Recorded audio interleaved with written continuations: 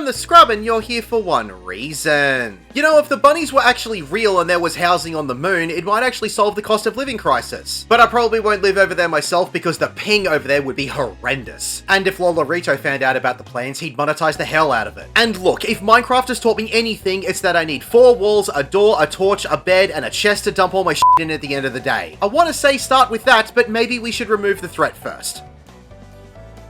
Time to learn about Smileton. Simplified.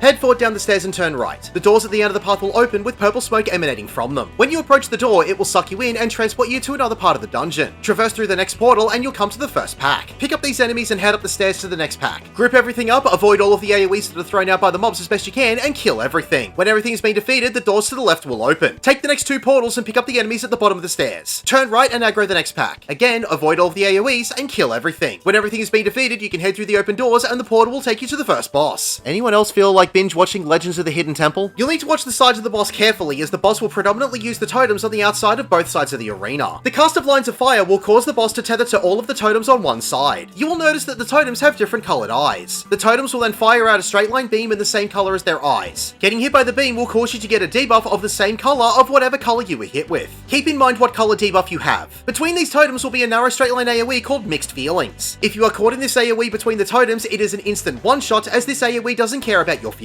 The lines of fire cast will continue on different sides of the arena, but you'll need to make sure that you're hit by the opposite colour beam to whatever your debuff is. If you're hit by the same colour debuff, you'll gain a stack of that colour, be knocked back, and stunned for a few seconds. If you're hit by the same colour debuff 3 times in a row, you'll be overloaded with feelings and spontaneously combust. The cast of Upside Down will lift all of the totems on the outside of the arena and flip them around either 180 degrees or 360 degrees. There will always be 2 red and 2 blue-eyed totems on each side of the arena, so just make sure that you are aware of where you are standing. The face will then cast Off My Lawn and knock back all players either north or south depending on the direction of the arrows on the ground. This knockback will only be the distance between one set of totems. You'll need to keep this in mind for later. At the same time as this, each player will get a point blank AoE, so all players will need to spread out and avoid overlapping their AoEs while taking the knockback or using knockback immunity to nullify the push. Tempest Flare is a room-wide AoE. Hard on Fire 4 is a tank buster. From here, the lines of fire cast will also come with an Off My Lawn knockback cast, so everyone will need to make sure that they move themselves 1 row away or use knockback immunity, as the beams of colour will go off after the knockback has happened. And it can also give everyone a point blank AoE, so spread out as best you can. The face will repeat mechanics until it has been defeated. Follow the path and head through to the next area. As you walk forward, the surrounding area will change and provide a staircase on the left for you. Grab the mobs and continue down the stairs on the right to the next pack. There will be several AoEs from the mobs here, so dodge around everything as best you can. Group it all up and kill everything. When everything has been defeated, the wall will change and stairs will appear. Head up these stairs, turn right, and the next pack will aggro you from afar. Go down the set of stairs to the left. As you approach the next group of enemies, the Daphnia will cast Parasitism on the closest mob. This will eat the mob and cause it to become fully enlarged. This will only give it more damage dealt and a little more health, but you'll still defeat it just as easily. Kill everything and the stairs will change again. Second boss time. Circular Saw is a room-wide AoE. The Frame Worker will move into the middle of the room, face a random direction, and cast Leap Forward. It will get these pointed arrows to indicate which way it will be moving. At the end of the cast, the boss will leap to this side of the arena with a large circular AoE where it will land. You just need to move to the opposite side to avoid the AoE. Getting hit by this AoE will give you a Vuln stack. The boss will then tether to the robots and cast Print Workers. This will create 2 clones of the boss that will also cast Leap Forward. You'll have to see which way they are both facing in order to see where they will be jumping to. If they are both pointing in the same direction, you'll need to get to the north side of the arena. If one is pointing to the south and the other is pointing to either the east or west side of the arena, you'll need to get to the opposite side of whichever way the east or west side one is pointing towards. And if they are both pointing east and west, you'll need to get to the south side of the arena. Omnidimensional Assault will be 2 sets of 4 conal AoEs from the boss's position. They will fan out with a safe zone between each one, so you'll need to dodge away from where the first set will fire and then step into it after it goes off to dodge the second set. If you get hit by any of these AoEs, you'll get a Vuln stack. And finally, Steel Beam is a tank buster. The boss will repeat these mechanics until it has been defeated. Head through to the next area. Make your way across the bridges until you reach the next pack. Pull this pack and head up the ramp on the other side of the room to the following pack. These enemies will have donut and point blank AoEs, so try to avoid them as best you can. Kill everything. After everything has been defeated, you can continue down the next set of stairs to the next pack and head down the ramp on the other side of the room until you reach the final pack. Group it all up, avoid all of the AoEs as best you can, and kill everything. When everything has been defeated, you can head down the final set of stairs and it's final boss time. There will be conveyor belts on either side of this narrow battlefield. The cast of explosives distribution will put a rectangular bomb on each conveyor belt, which will have a set of arrows appear over them. If there is one arrow, this bomb will only move a short distance down the belt. If there's 3 arrows, it will move all the way down to the back of the arena. When the bombs stop, they will both get large AoEs where they finish as they explode. There will only be 2 safe spots, and they both depend on the position of each bomb. The safe spot next to the conveyor belt with 1 arrow will be right up the back of the arena, and the safe spot next to the belt with 3 arrows will be up close to the boss. If you get hit by either of these AoEs, you'll get a Vuln stack. Piercing Missile is a tank buster. The cast of dispensed explosives will place 2 landmines in the arena, one up the front and one up the back on the same side of the arena. It will act like a proximity mine, as if you get close to it, it will explode in an AoE slightly larger than the circle on the ground. If you get hit by it, you'll get a Vuln stack, a small knockback, and an Assunerable Paralysis debuff. With the landmines on the floor, there will be another cast of explosives distribution with another set of bombs on the conveyor belts. Make sure that you steer clear of the landmines and dodge into the safe zone accordingly. The cast of explosive power will cause the landmines to explode, so make sure that you steer clear of them if this is casting.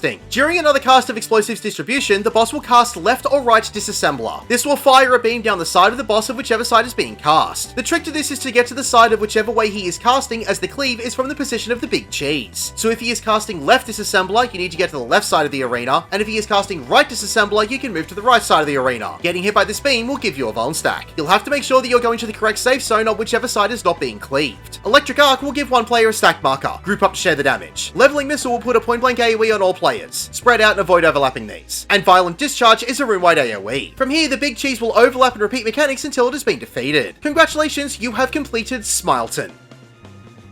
My name is The Scrub. Thank you for watching.